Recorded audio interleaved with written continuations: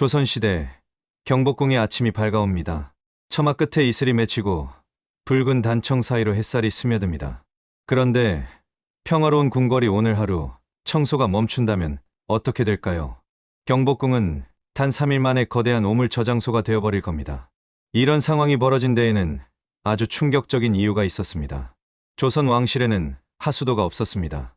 수세식 변기도 정화조도 존재하지 않았습니다. 왕과 왕비의 배설물은 누군가의 손으로 직접 치워져야만 했고, 그 시스템이 하루라도 멈추는 순간 궁궐 전체가 마비되는 구조였습니다. 그런데 조선은 이 문제를 단순한 청소가 아닌 국가 시스템으로 해결했습니다. 오늘 이야기는 조선 왕실의 가장 은밀하고 가장 정교했던 인프라에 관한 기록입니다. 왕비의 용변 한 번이 어떻게 처리되었는지, 그 과정에 얼마나 많은 사람과 기술과 경제가 얽혀 있었는지를 지금 시작합니다. 조선의 궁궐에는 화장실이라 부를 만한 고정된 공간이 없었습니다. 정확히 말하면 있었지만 왕족은 그곳을 사용하지 않았습니다. 궁궐 곳곳에 설치된 측간은 궁녀와 내시, 자벽을 담당하는 이들을 위한 것이었고, 왕과 왕비는 전혀 다른 방식으로 용변을 해결했습니다. 그 핵심에 매화틀이 있었습니다. 매화틀은 나무로 만든 이동식 변기였습니다. 크기는 작은 의자 정도, 가운데에 구멍이 뚫려 있고 그 아래에 노쇠나 백자로 만든 요강이 놓였습니다. 왕비가 용변을 보려 하면 담당 궁녀가 이 매화틀을 침전 한쪽에 설치하고 병풍으로 사방을 둘러쳤습니다. 왜 하필 매화였을까요? 기록에 따르면 이는 완곡한 표현이었습니다. 매화꽃이 피어나듯 자연스러운 일이라는 뜻을 담았다고 전해집니다. 실제로 궁중 용어에서 대변은 매화, 소변은 지라 불렸습니다. 왕이 화장실에 간다는 표현 대신 매화가 피었다고 둘러 말했던 것입니다. 이 매화틀을 관리하는 전담 궁녀가 있었습니다. 개축일기와 궁궐지에는 보기나인이라는 명칭이 등장합니다. 보기나인은 왕비의 용변을 처음부터 끝까지 책임졌습니다. 용변 전 보기나인은 매화틀의 상태를 점검했습니다. 요강에 이물질이 없는지, 나무 틀에 균열이 없는지, 냄새를 잡기 위한 재가 충분히 깔려 있는지를 확인했습니다. 조선시대에는 용변 후 냄새를 잡기 위해 요강 바닥에 미세한 재를 깔아두는 것이 일반적이었습니다. 이 재는 냄새 흡수제이자 수분 흡수제 역할을 했습니다. 용변이 끝나면 보기나인은 요강을 즉시 수거했습니다. 이때 중요한 점이 있었습니다. 요강의 내용물은 그냥 버려지지 않았습니다. 어이가 이를 확인했습니다. 조선 왕실에서 배설물은 건강 상태를 파악하는 핵심 지표였습니다. 색깔, 냄새, 농도, 양, 그리고 혈흔의 유무까지 어이는 매일 이를 관찰하고 기록했습니다. 현대 의학에서 대변 검사와 소변 검사가 건강 진단의 기본인 것처럼 조선의 어이들도 같은 원리를 적용했던 것입니다. 기록에 따르면 왕의 배설물에서 이상이 발견되면 즉시 수락관에 연락이 갔습니다. 음식의 조리법이 바뀌거나 특정 재료가 금지되기도 했습니다. 배설물은 단순한 노폐물이 아니라 왕실 건강관리 시스템의 핵심 데이터였습니다. 보기나인의 역할은 여기서 끝나지 않았습니다. 어의 확인이 끝난 배설물은 다음 단계로 넘어갔습니다. 그것은 바로 궁궐 밖으로의 반출이었습니다. 궁궐 깊숙한 곳에서 생산된 왕비의 배설물이 어떻게 궁 밖으로 나갔는지, 그 과정에는 또 다른 전문 인력이 필요했습니다. 매화틀에서 수거된 배설물은 전출이라 불리는 자벽부에게 전달되었습니다. 전출은 글자 그대로 밖으로 옮기는 자를 뜻했습니다. 이들은 궁궐 내 모든 오물을 수거해 지정된 장소로 운반하는 역할을 맡았습니다. 왕비의 매화틀뿐 아니라 궁녀들의 측간, 내시부의 변소, 수락관의 음식 찌꺼기까지 모든 폐기물이 이들의 손을 거쳤습니다. 전출의 작업은 철저히 시간표에 따라 움직였습니다. 새벽 인시, 해가 뜨기 전 어스름한 시각에 수거가 시작되었습니다. 왕과 왕비가 기상하기 전에 모든 작업이 끝나야 했기 때문입니다. 수거된 오물은 똥장군이라 불리는 나무통에 담겼습니다. 이 나무통은 밀폐형이 아니었기에 새벽 시간대를 택한 것은 냄새 확산을 최소화하기 위한 조치이기도 했습니다. 전출의 인원은 얼마나 되었을까요? 정확한 수치는 남아있지 않지만 궁궐지와 관련 기록을 종합하면 경복궁의 경우 수십 명 단위의 전출이 배치되었을 것으로 추정됩니다. 궁궐 하나에만 수천 명의 인원이 거주했고 이들이 매일 배출하는 오물의 양은 상당했습니다. 여기서 흥미로운 점이 드러납니다. 궁궐의 오물은 버려지지 않았습니다. 당시 한양에서 인부는 비트코인에 준하는 가치를 지닌 자원이었습니다. 조선은 농업국가였습니다. 쌀과 채소의 생산량이 국가 경제의 근간이었고 농사의 핵심은 거름이었습니다. 인부는 최고급 유기 비료였습니다. 질소, 인, 칼륨이 풍부하게 포함되어 있어 작물 성장에 탁월한 효과를 보였습니다. 한양 인구는 조선 후기 기준 약 20만 명에 달했습니다. 이 20만 명이 매일 배출하는 배설물의 양은 어마어마했고 이를 수거해 농촌에 파는 사업은 당시 기준으로 대박 사업권이었습니다. 오물 수거권을 둘러싼 암묵적 경쟁 구도가 형성되었습니다. 특정 구역의 수거권을 확보한 업자는 안정적인 수입원을 갖게 되었고 이 권리는 때로 매매의 대상이 되기도 했습니다. 농민들은 거름을 구하기 위해 도성까지 찾아왔고 이렇게 수거된 거름은 경기 일대의 밭으로 뿌려졌습니다. 그 밭에서 자란 채소가 다시 궁궐의 수라상에 올랐습니다. 이것이 조선판 순환 경제의 구조였습니다. 왕비의 배설물이 거름이 되어 밭을 살리고 그 밭에서 자란 작물이 다시 왕비의 식탁에 오르는 폐쇄의 루프 시스템이었습니다. 현대적 표현으로 바꾸면 유기물의 완벽한 리사이클링이 국가 단위로 작동했던 셈입니다. 전출이 수거한 오물은 궁궐 후문을 통해 반출되었습니다.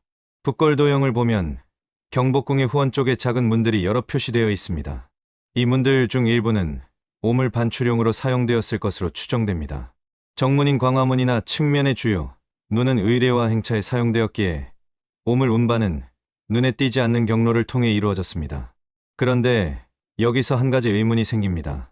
아무리 새벽에 작업하고 후문으로 반출한다 해도 냄새는 어떻게 했을까요? 밀폐 용기도 없고 환기 시스템도 없던 시대에 수천 명의 배설물을 매일 처리하면서 궁궐의 품위를 유지하는 것이 가능했을까요? 조선 왕실은 이 문제에 대해서도 정교한 해법을 갖추고 있었습니다. 조선 궁궐에는 상시향이 피워졌습니다. 이것은 단순한 의례가 아니었습니다. 생존을 위한 방어막이었습니다. 현대의 고급 호텔이나 백화점이 특정 향기를 브랜드 아이덴티티로 사용하는 것처럼 조선 궁궐도 향기 관리를 시스템화했습니다. 궁중에서 사용된 향은 여러 종류가 있었습니다. 침향은 가장 귀한 향이었습니다. 동남아시아에서 수입된 이 향목은 물에 가라앉을 정도로 수지가 농축되어 있어 침향이라 불렸습니다. 타 들어갈 때 나는 깊고 그윽한 향은 불쾌한 냄새를 중화시키는데 탁월했습니다. 사향도 중요한 역할을 했습니다.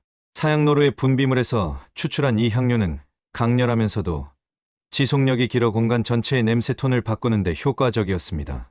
궁궐의 주요 정각에는 향로가 상비되어 있었습니다.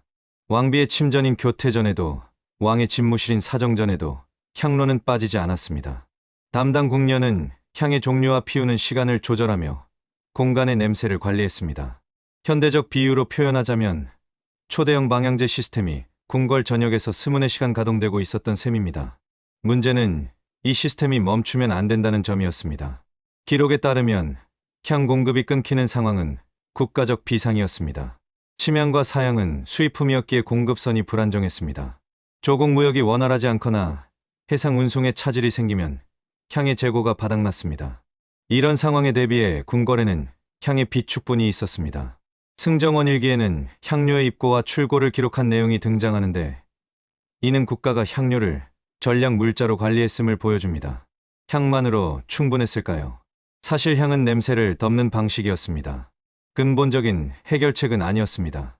조선 왕실은 여기에 더해 물리적 차단 시스템도 갖추고 있었습니다. 측간의 위치 선정이 그 핵심이었습니다. 북걸도형과 궁궐지를 분석한 연구에 따르면 궁궐 내 측간은 주로 바람길의 하류에 배치되었습니다. 서울의 주풍형은 북서풍과 남동풍이었는데 측간은 이 바람이 지나간 후 닿는 위치에 놓였습니다. 냄새가 바람을 타고 주요 전각으로 유입되는 것을 막기 위한 설계였습니다. 또한 측간과 주요 전각 사이에는 담장과 회랑이 여러 겹으로 둘러져 있었습니다. 이 구조물들은 시각적 차단뿐 아니라 냄새의 확산 속도를 늦추는 역할도 했습니다. 계절에 따른 대응도 있었습니다. 여름철에는 오물의 부패 속도가 빨라졌습니다. 전출의 수거 주기가 짧아지고 향의 사용량이 늘었습니다. 반면 겨울철에는 낮은 기온이 천연 방부제 역할을 했기에 상대적으로 관리 부담이 줄었습니다. 그런데 2021년 이 시스템에 대한 새로운 시각을 제공하는 발굴 결과가 나왔습니다. 국립강화문화재연구소의 경복궁 발굴 조사 보고서에 따르면 궁궐 일부 구역에서 배수 시설의 흔적이 확인되었습니다. 이것은 단순한 빗물 배수가 아닌 오수 처리와 관련된 시설이었을 가능성이 제기되었습니다. 조선 궁궐에도 원시적 형태의 하수 시스템이 존재했을 수 있다는 이야기입니다. 2003년 국립부여문화재연구소는 익산 왕궁리 유적에서 흥미로운 구조물을 발견했습니다. 백제 시대의 것으로 추정되는 이 유적에서 대형 배수로와 함께 정화조로 보이는 시설이 출토된 것입니다. 이 정화조는 오수가 유입되면 고용물은 가라앉고 액체만 흘러나가는 침전식 구조였습니다. 이 발견은 중요한 시사점을 던집니다. 한반도에서 오수 처리 기술은 이미 삼국시대부터 존재했다는 것입니다. 조선이 이 기술을 계승하지 않았다고 보기 어렵습니다. 경복궁 발굴에서 나온 배수 시설의 흔적도 이 맥락에서 해석될 수 있습니다. 물론 이것이 현대적 의미의 하수도 시스템이라고 단정하기는 어렵습니다. 그러나 조선 왕실이 오물 처리에 대해 단순히 치우는 수준을 넘어 구조적 해결책을 모색했을 가능성은 충분합니다. 발굴 현장에서 나온 또 다른 증거가 있습니다. 기생충 알입니다. 고고학에서 기생충 알 분석은 과거의 식생활과 위생 상태를 파악하는 핵심 도구입니다.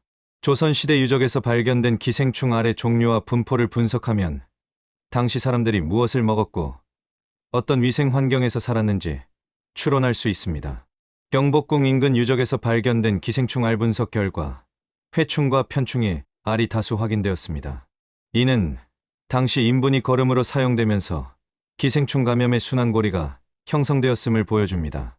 앞서 설명한 순환경제 시스템의 이면입니다. 인분이 거름이 되어 밭으로 가고 그 밭에서 자란 채소를 사람이 먹으면서 기생충도 함께 순환했던 것입니다. 조선 왕실은 이 문제를 어떻게 다루었을까요?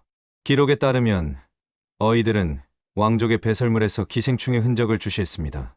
구충제 역할을 하는 약재가 처방되기도 했습니다. 이는 단순한 위생관리를 넘어 의학적 대응이 체계화되어 있었음을 시사합니다. 발굴 보고서의 내용은 여기서 그치지 않습니다. 경복궁의 일부 구역에서 배수로의 기울기가 일정하게 유지되도록 설계된 흔적이 발견되었습니다. 물이 자연스럽게 흘러가도록 경사를 계산한 것입니다. 이것은 단순한 우연이 아닌 의도된 토목 설계의 결과입니다. 현대의 하수도 시스템도 같은 원리로 작동합니다. 배수관의 기울기를 정밀하게 설정해 중력만으로 오수가 흘러가도록 하는 것입니다. 조선의 궁궐 건축가들이 이 원리를 이해하고 적용했다면 그들의 기술 수준은 우리가 생각하는 것보다 훨씬 높았다는 뜻이 됩니다. 물론 기록과 해석 사이에는 간극이 있습니다. 발굴에서 나온 흔적이 정확히 어떤 용도였는지 단정하기 어려운 경우가 많습니다. 배수로가 빗물용이었는지 오수용이었는지 정화조로 추정되는 구조물이 실제로 그 기능을 수행했는지는 추가 연구가 필요합니다. 그러나 한 가지는 분명합니다. 조선 왕실은 위생 문제를 국가적 과제로 인식하고 대응했습니다. 매화틀이라는 이동식 변기, 보기나인이라는 전담 인력, 전출이라는 운반 체계, 향을 이용한 냄새 관리, 측간의 전략적 배치, 그리고 배수 시설의 토목 설계까지 이 모든 요소가 하나의 시스템으로 작동했습니다. 그런데 이 시스템은 궁궐 안에서만 작동한 것이 아니었습니다. 궁궐 밖 한양 도성 전체에도 오물 관리 체계가 있었습니다. 1894년 영국의 여행가 이사벨라 버드 비숍이 조선을 방문했습니다. 그녀는 조선과 그 이웃 나라들이라는 책에서 한양의 첫인상을 이렇게 기록했습니다. 서울은 내가 본 도시 중 가장 더럽고 냄새가 심한 곳이었다.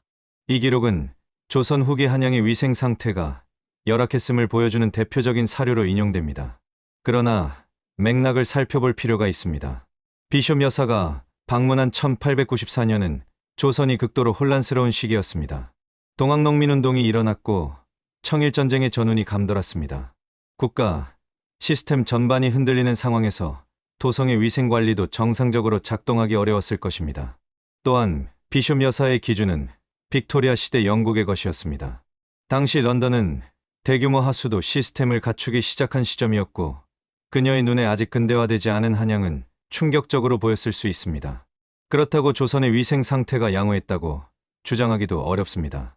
한양에는 청계천이 흘렀습니다. 이 하천은 도성의 오수가 모여드는 곳이기도 했습니다. 가정에서 나온 오물, 시장에서 버려진 폐기물, 축사에서 흘러나온 배설물이 청계천으로 유입되었습니다. 조선 정부는 정기적으로 청계천 준설 작업을 벌였지만 인구 증가와 함께 오염은 심화되었습니다. 승정원 일기에는 청계천 정비에 관한 기록이 다수 등장합니다. 하천의 바닥을 파내고 둑을 정비하고 오물 투기를 금지하는 법령을 내리는 내용입니다. 이는 조선 정부가 도성의 위생 문제를 인식하고 대응하려 했음을 보여줍니다. 그러나 근본적인 한계가 있었습니다. 하수도 시스템 없이 수십만 인구의 오물을 처리하는 것은 불가능에 가까운 과제였습니다. 아무리 인분을 걸음으로 활용하고 청계천을 준설해도 도시가 커질수록 위생 문제는 악화될 수밖에 없었습니다. 이것이 조선만의 문제는 아니었습니다. 중세 유럽의 도시들도 마찬가지였습니다.